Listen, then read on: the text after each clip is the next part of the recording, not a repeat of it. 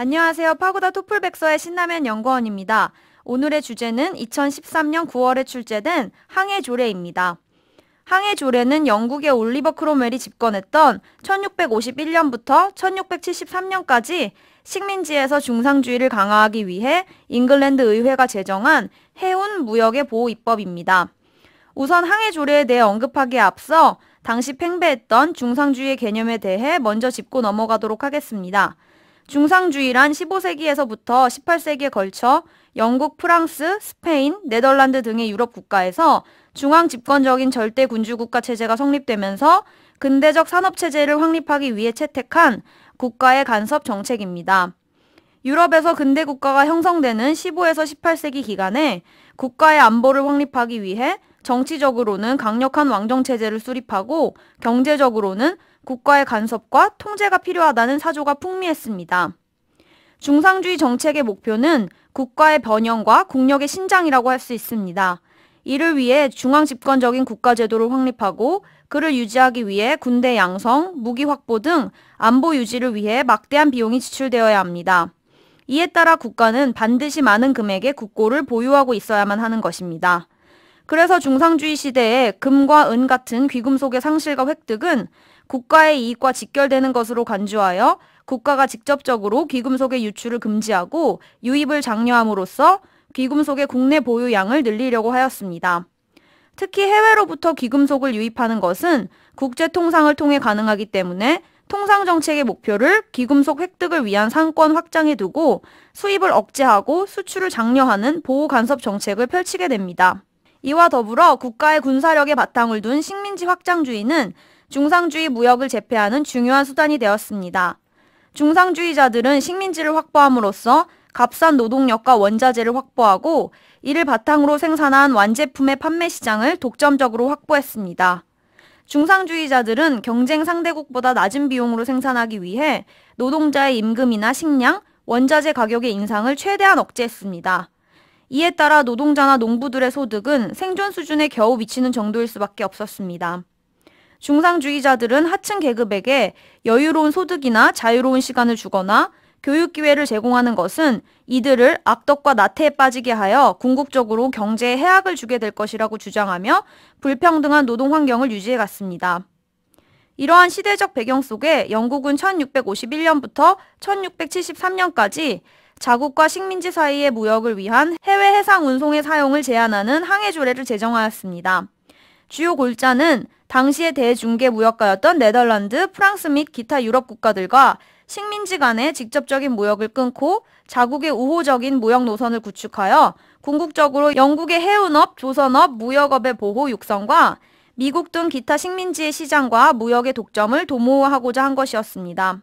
17세기 중반인 당시에 막강한 무역 경쟁국이었던 네덜란드가 영국보다 3분의 1 적은 비용으로 담배를 유럽에서 실어와 수익을 챙기고 있었기 때문에 이를 견제하기 위한 규제가 필요했습니다.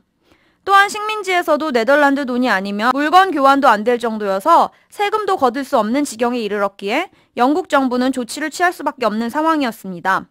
결국 영국 의회는 자국의 무역권을 회복하기 위해 유럽의 산물을 영국 및 그 식민지로 가져가는 경우에는 영국 선박이나 그 특산물이 나는 식민지 또는 최초로 배에 짐을 실었던 나라의 배로 운반하도록 하고 네덜란드의 선박은 일시 항구에 들어오지 못하게 하였습니다. 또한 유럽 이외의 지방의 산물을 영국 및 그 식민지로 수입하는 경우에는 영국이나 그 식민지에서 만든 나무 배로만 운반하도록 하여 사실상 태평양의 네덜란드 식민지에서 영국까지 올 수 없도록 만들어 중개무역에 치중하던 네덜란드의 해상무역을 방해하게 됩니다. 이로 인해 결국 영국 네덜란드 전쟁이 발발하는 계기가 됩니다.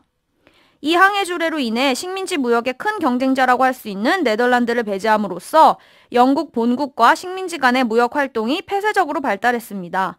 영국은 이로 인해 런던을 미국 식민지의 물품을 위한 화물 집산지로 성장시키게 되었으며 상인들과 무역을 관리하기가 용이해짐에 따라 영국 해군의 규모와 기능을 강화할 수 있게 되었습니다. 1689년 영국 네덜란드 조약으로 네덜란드 해군의 규모를 영국의 5분의 3으로 제한함에 따라 영국은 20세기 중반까지 글로벌 슈퍼파워로서의 입지를 굳히게 됩니다.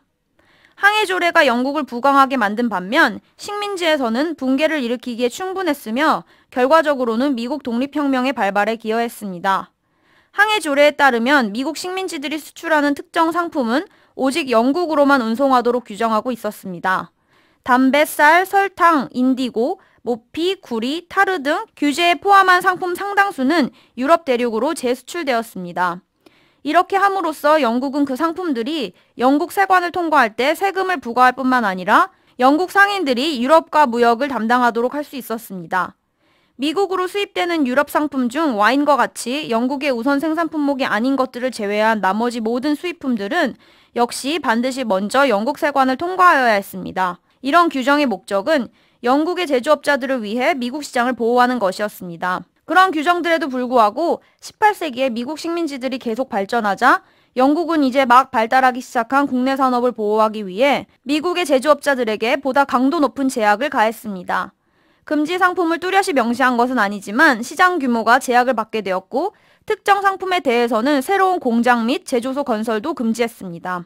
영국은 이렇게 철저히 자국의 이익을 위한 항해 조례를 제정하여 실시함으로써 해상무역을 장악하였으나 19세기에 들어와 산업이 더 발달함에 따라 자유주의 경제체제로 변모해가서 자유무역을 방해하는 존재가 되어 1849년에 전면적 재검토를 거쳐 그 핵심 부분은 폐지되었습니다.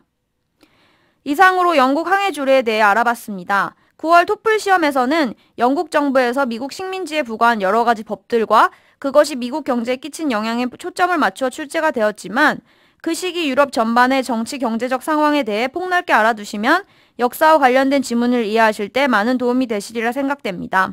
그럼 다음 시간에 뵙겠습니다. 감사합니다. Mercantilism, mercantilism, laissez-faire, laissez-faire, ordinance, ordinance, regulation, regulation, impose, impose, tariff, tariff, commerce, commerce, commodity, commodity, restrict, restrict, ban, ban, repeal, repeal, Dutch, Dutch.